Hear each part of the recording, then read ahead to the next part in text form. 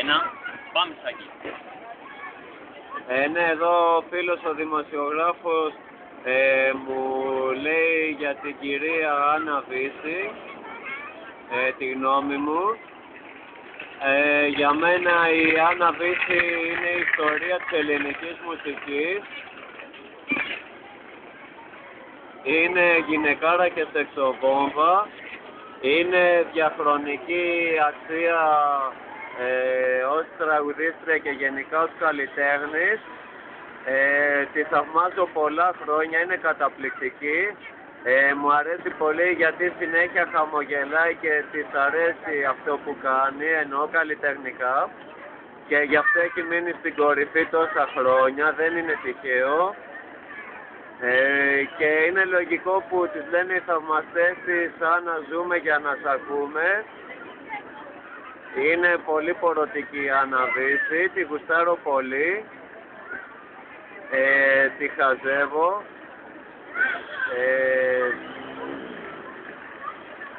Μου άρεσε ιδιαίτερα το τραγούδι της που έλεγε το παρελθόν μου. Στην πειρά. Και στην πειρά επίσης που ήταν πολύ χιουμοριστικό το κομμάτι της. Αυτά ήθελα να δηλώσω στη συνέντευξή μου. Ευχαριστώ όλο τον κόσμο που με αγαπάει τόσο πολύ. Εγώ θαυμάζω όλους τους μεγάλους και όλα τα παιδιά χωρίς να κάνουν τίποτα. Γιατί δεν χρειάζεται και μόνο που τους βλέπω τους θαυμάζω πολύ.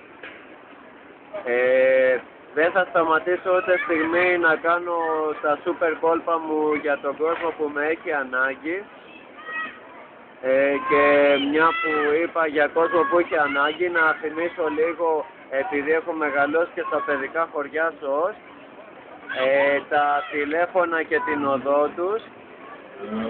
Ερμού 6, Σύνταγμα, είναι τα κεντρικά γραφεία για τον κόσμο που θέλει να βοηθήσει όλα τα παιδάκια και το προσωπικό και τους κοινωνικούς λειτουργούς των χωριών ΣΟΣ.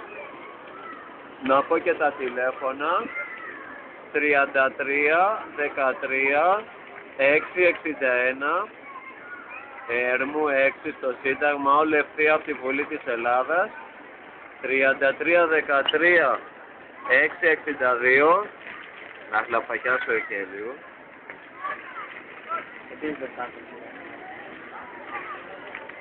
Φαίνε.